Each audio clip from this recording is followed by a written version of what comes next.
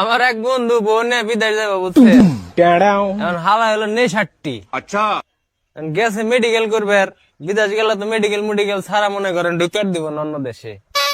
এখন মেডিকেল করার যাওয়ার পরে ওই প্যাথোলজিস্ট কইতাছে না প্যান খুলেন না, কইতাছে কি কয় ডপ টেস্ট করা লাগবে। এখন ডপ টেস্টের কথা হয় না, আমার বন্ধুর বেশি তো লক কয় হাই হাই, কয় কি আমি কালকে রাতে কেবল খাইছি, এখন যদি আমার মুড টেস্ট করে তাহলে তো আমার শেষ। এখন আমার বন্ধুরা আবার মনে করেন ব্রেন 100 বউরে হাতে করে নিয়ে গেছে। এখন প্যাথোলজিস্টে 2টা টিউব দিছে যে 2জনে নিয়ে আহেন গা।